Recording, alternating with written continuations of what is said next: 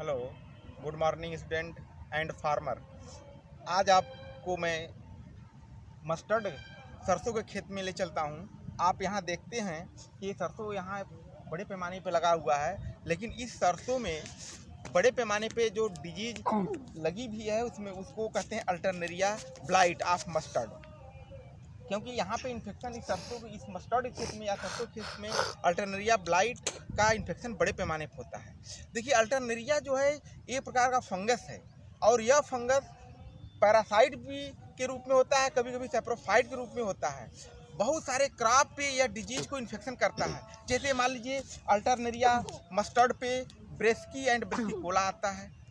Alternaria tomato पे Alternaria अल्टरनाटा, Alternaria solani, Alternaria अल्टरनाटा फार्मेसिस लाइकोपर्सिकी आता है। कैबेज के ऊपर अल्टरनेरिया ब्रेस्की आता है। अल्टरनेरिया पोराई व्हीट और गार्लिक के ऊपर आता है। अल्टरनेरिया पोराई गार्लिक और ओनियन के ऊपर आता है। अल्टरनेरिया ट्यूनिस व्हीट के ऊपर आता है।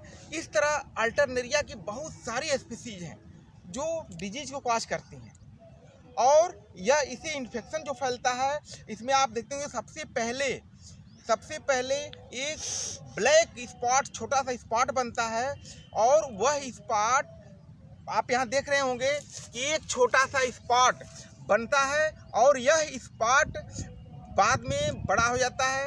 ये सर्कुलर, ओवल, इनरेगुलर स्पॉट, छोटे छोटे ब्राउन स्पॉट दिखाई देते हैं। जैसा कि आप स्पॉट बहुत क्लियर नज़दीक से देख रहे हैं। देखिए वो स्पॉट छोटे छोटे राउंड में स्पॉट इरेगुलर शेप में पूरे पत्ती भर फैला हुआ है और यह सबसे पहले एक छोटा सा स्पॉट बनता है और यह फिर स्पॉट सर्कुलर रिंग में बड़े बड़े ओवल ब्राउन कलर का स्पॉट हो जाता है। इसको हम टारगेट बोर्ड या कंसेंट्रिंग रिंग के भी नाम से जानते हैं, क्योंकि देखिए आप जो स्पॉट दिख रहे हैं हमेशा गोला गोला दिखाई दे रहा है, राउंड राउंड दिखाई दे रहा है और उसमें एक रिंग बनता है। उसी रिंग से ही हम इसको कहते हैं कंसेंट्रिंग रिंग।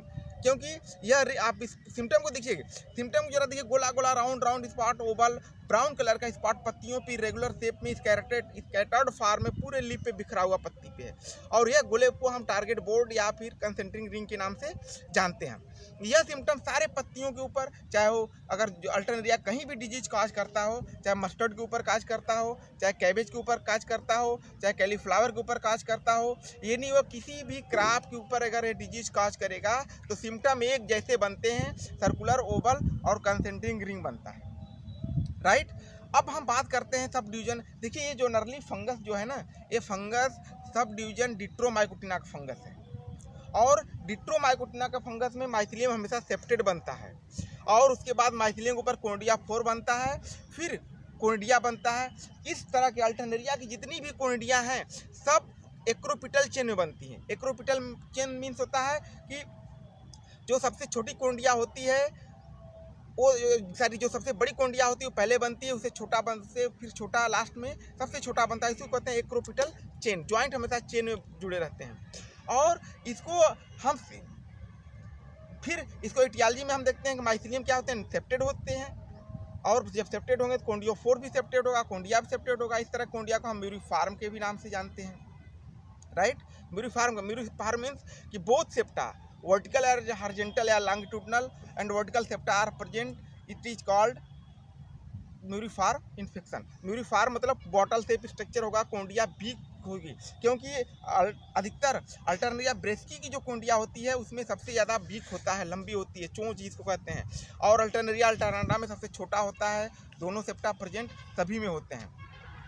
और आप सिम्टम जरा एक बार फिर से देखिए, जब आप सिम्टम देखेंगे तो सिम्टम अधिकतर राउंड जो होता है यह अधिकतर नियर अबाउट सॉइल लाइन के पास होता है। जो सबसे ओल्ड लीफ होती है, सबसे पुरानी लीफ होती है, आप यहाँ पे देखिए ये सब जितनी भी लीफ लगी हैं सब में अल्टरनेरिया का इन्फेक्शन बड़े पैमाने पर दिखाई दे रहा है और अधिकतर यह बैक साइड में बनना शुरू होता है, बाद में दोनों तरफ दिखाई देने लगते हैं और नियर अबाउट सॉइल लाइन के पास होता है। राइट। अब नेचर ऑफ डिजीज की बात करते हैं। देखिए nature of disease, nature of pathogen जो होता है हमेशा पैरासाइट होता है। सैप्रोफाइट के रूप में भी इसे जानते हैं क्योंकि वो डेड ऑर्गेनिज्म भी कभी काल के आ जाता है। पैरासाइट फंगस होता है और नेचर ऑफ पैथोजन जो होता है, नेचर ऑफ जो डिजीज होता है ये एयरबॉर्न होता है, हवा के द्वारा एक स्थान से दूसरे स्थान पर फैलता है। जब एक सांस दूसरे सांस फैलेगा, जो उसे आसपास क्रॉप होगी सबके ऊपर इन्फेक्शन होगा। इसलिए आप देखते होंगे यहाँ पे जितने भी क्रॉप दिखाई दे रहे हैं, जितनी भी मस्टर्ड पे है, सारा पे इस पे सब पे इन्फेक्शन होता है। और जब बड़े पैमाने पे इन्फेक्शन फैल जाएगा तो जो इसके सीड बनते हैं दानों में, देखिए ये फ्लावर है, फ्लावर में जो सीड बनना शुरू हो रहे हैं तो उसके जो सीड बनेंगे वो छोटे छोटे बनेंगे, उसमें ऑयल की मात्रा भी कम होगी, हमारा प्रोडक्शन डाउन होगा।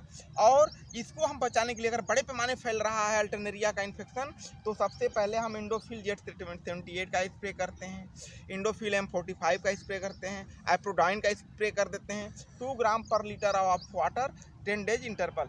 3-4 छिड़काव, कम से कम 3 छिड़काव 10-10 दिन 12-12 दिन के अंतर पर कर देने से अल्टरनेरिया का इन्फेक्शन सबसे कम होता है, राइट। तो यह कंट्रोल हो गया, इसका सिम्टम्स हो गए, इटियोलॉजी हो गया।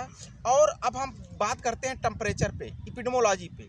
देखिए जो एपिडेमोलॉजी हो जाए, टेम्परेचर अधिकतर लो टेम्परेचर हाई ह्यूमिडिटी जब होती है, दिसंबर से लेकर फरवरी तक इन्फेक्शन बड़े पैमाने फैलता है। जैसे इस समय आप देख रहे होंगे फरवरी का लास्ट में फरवरी चल रहा है, लास्ट महीने 15-16 फरवरी चल रहा है, और इस पर इन्फेक्शन पत्तियों पे बड़े पैमाने पे दिखाई दे रहा है। मतलब ह्यूमिडिटी 100% के एबव होना चाहिए, रिलेटिव ह्यूमिडिटी एबव होना चाहिए, और टेम्परेचर 15 से लेकर 12 से लेकर 20-22 के बीच में होना चाहिए, तभी इन्फेक्शन बड़े पैमाने पे दिखाई देता है। और इसको हमको बचाने के लिए बच्चों हमको फंजीसाइड का स्प्रे करना पड़ेगा, जिसको हम इंडोफिल जेट 78 भी कहते हैं, इंडोफिल M45 को भी करते हैं, आइप्रोडीन का भी कर सकते हैं।